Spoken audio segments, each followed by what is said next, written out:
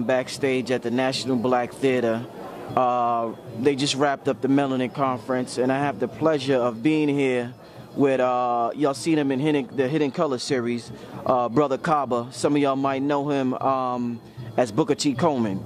How you doing, brother? I'm doing excellent, Brother Rich. How about you? I'm fine. All right. What I want to ask you, what the people want to know about, Brother Kaba, is I want to get your opinion on Ferguson and what's going on. Before I even ask a question, just your general assessment of what you see going on. I was watching the news yesterday. I was watching people in Tokyo protest, people in India. They were protesting in Berkeley College, and just a lot. It's just a different dynamic from what I'm used to seeing when we see a police killing. So I just want to start out by getting your general assessment of what you see happening, not just nationally, but internationally, regarding the recent string of police killings. Well, you know, my brother Rich, and to the family, what I see is 400 years of the same thing. And to me, I just think it's so important that we, as Dr. Leonard Jeffries often says, get the paralysis out of the analysis. And for us to be able to seriously look at this and understand that what you're seeing happening around the world is the same thing that happened when President Obama, or I should say candidate Obama, became President Barack Obama. The world celebrated. In this sense, the world is mourning, but at the same time, mourning as an M-O-R-N-I-N-G. The world is getting tired of this. And peoples in America, particularly American Africans, born and bred in the United States of America with lineage that goes back to the plantations, in particular, but in general, all of us throughout the diaspora, we are now coming into ourselves. There is a different time, there's a different day out here now. And the world has always marked somewhat the way in which the world is going by the African peoples, particularly in the American hemisphere. If you want to know democracy in America, look at the conditions of African peoples here in America, and you know where democracy is. We are like the thermometer. We take the heat index of how democracy is working in America, and as you can see, it is failing miserably. However, the ability to vocally express your concerns and to do what you see people doing is also very important. My piece as it relates to Ferguson, as it relates to Staten Island with Eric Garner, whether you're dealing with the brother that is in Brooklyn, no matter where you are, we as a people do not understand the fear that most people have of us. And so therefore we think they hate us, but they really fear us. Think of what the policeman said in Ferguson. He said he felt like a little boy in the hands of Hulk Hogan. He was afraid of Mike Brown. Think of Trayvon Martin and George Zimmerman. What did he say? He started this big thing with Trayvon Martin, following around, starting trouble. But he did that because he had a gun, and he knew that when all else failed, he could pull the gun. So when he started to get whooped, the fear factor came in, and he shot Trayvon Martin. Whether he got off, I'm not even dealing with whether he got off, because he didn't get off. And the policeman didn't get off. Nobody's getting off because there is a cosmic price to pay for what's happening now. And until we get ourselves together, whether it's Ferguson or whatever, how many times have we been through this? And what do they have to do before we come to realize that there are certain people who are not going to change, period? It is us that has to change, so I'm recommending a march. I want a march. I want us to march to the nearest store owned by an American African, and I want us to buy things. I want us to support black businesses. I don't want to boycott white business. I want to buy out black businesses. When you begin to take your money and put it in your own people, and to the businesses, respect your customer. Give your customer respect and a good deal. Don't have an attitude, respect them. Make them feel that when they walk away from you that they've gotten a good product for a good price. They will refer their friends to you, and they will look forward to coming back to your store. We have got to begin to understand what will change this. And guess what? Nobody will get arrested. We ain't going to stop no traffic. We're not going to be whooping and hollering and yelling and screaming. We're just simply going to keep our money in our pocket and go to businesses of African descent and spend our money in it. And I am encouraging you to reach out to Brother Rick, and I am saying to you to begin to list the businesses worldwide.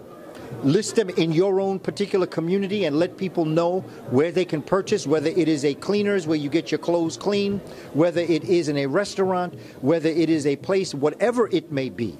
I am encouraging us to begin to buy from us, but also I'm encouraging us who do business to do good business with the community and to respect your customer. I'm glad you say that, because when you immediately tell people to support black business, one of the first things you might hear is them complain about the service. You know, the service is bad, or, you know, all the stereotypes that go with black business. So I'm glad you said that on both ends. Yes. My next question, Brother Kaba, is a lot of people have been, if you watch the news coverage, you'll see a lot of white protesters, people of all ethnicities, alongside black people protesting the recent string of police killings. Some brothers and sisters voiced their concerns on YouTube, saying that they don't like that sight because they feel as though the movement can become co-opted, and it goes from Black Lives Matter to All Lives Matter to minorities, and then our cause gets buried underneath everybody else's cause, and people forget about what the original cause was. What do you think about, what's your opinion on other ethnicities marching with us and fighting against police brutality with us? My bottom line is this. Something gets buried only when the person that owns it buries it. And I am saying that every approach works. Everyone works. And I am saying that we must take ownership of our own position. I have a problem with us complaining. We complain sometimes, not all of us, some of us. We have concerns when peoples of Eurasian descent do not do the right thing, and then we complain when they do the right thing. We've got to get this paralysis out of our analysis. And we have to understand that I focus on us. What are we doing? What are we doing? So whether they are marching and they are talking about Black Lives Matter, they are telling a truth. What are we doing? That's my question. What are we doing? And when we take into our own hands our own future, nobody will bury anything. And we have to begin to stand up and be strong. And I sense that out of this experience we've had over the past 400 years, we're looking for people to do things for us. I appreciate anyone who will speak on the truth. I appreciate anybody. I don't care, male, female. I don't care what culture you come from. If you're speaking on truth, I appreciate that. But that's not my point. My point is, what am I doing? I know that if you go to Hip Hop Motivation, I did a television interview in Los Angeles, in the middle of Los Angeles, with a brother who is known as Barber, because he is like a barber to a lot of the musicians, Barber Walters, on the science of the police predator. And I was attempting to explain how we must view the police in our neighborhoods. I took it upon myself, he took it upon himself, Brother Barber took it upon himself to make a response to, and the first thing we say is pay homage to Brother Michael Brown and his family. So that, you know, I am not about telling people what they can and cannot do. What I am saying is, what am I doing? I am responsible for me. You are responsible for you.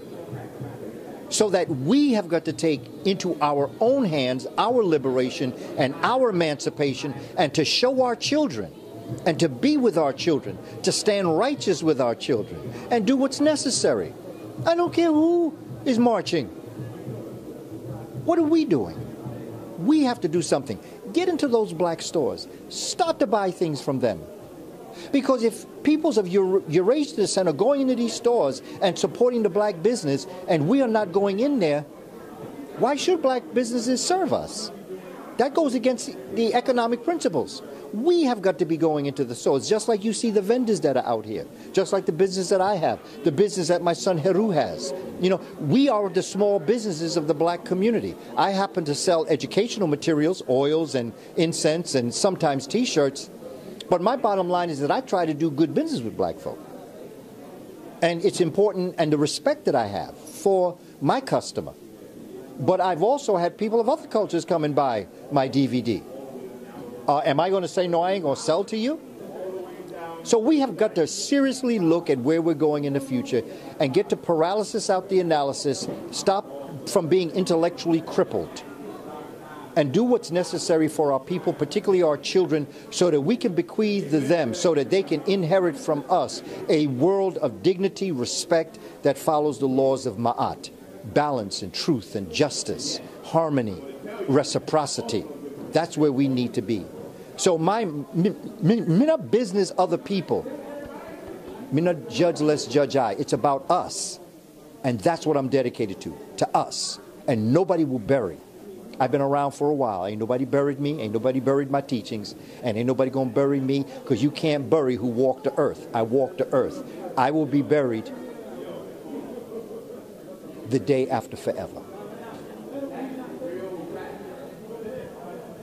I noticed, I was watching the news the other day, and Barack Obama had to go to the hospital for, I think, something with his throat. And I've heard people speculate that the stress is starting to get to him. You know, you see all the photos on the internet of when he first went in the White House and his hair was jet black, and then 4 years later he had a head full of gray hair. He got more death threats than all the presidents combined, I think they're saying. People jumping over the fences in the White House, sneaking in the White House. I mean, are they trying to send a message to Obama that if he even thinks about doing something contrary to the system of white supremacy, that he can easily be touched? And that question, and has white supremacy gotten more arrogant and more in your face since he's been in office?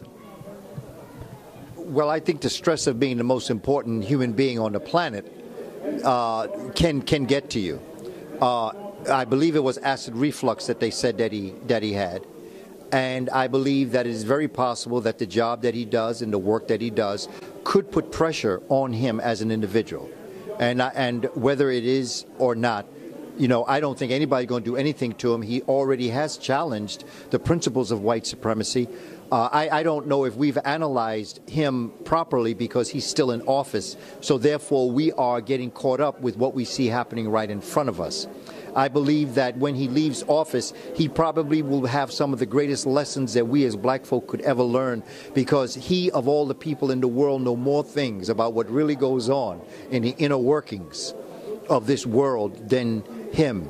And so I look forward to him and his wife, First Lady Michelle Obama, and his wonderful family coming together. I've often said that Barack Obama has 3 children. Of course, people laugh and they question because they say, no, he only has 2. I said, no, he has 3. And I say, well, name them. And they say, well, he only has Sasha and Malaya. And I said, no, he also has a child called the Tea Party. Because when he became president, he and Michelle gave birth to the Tea Party. Because they would not be around if it weren't for him. The world, the white world, split in half when he became president. The Republicans can't even handle their own children, considering what's going on. White supremacy isn't more arrogant. It's not more in our face. It is more afraid now of us than ever before. The 2 things my mama said: never corner a rat and never trigger an insane person. It's the only 2 times a coward will attack you.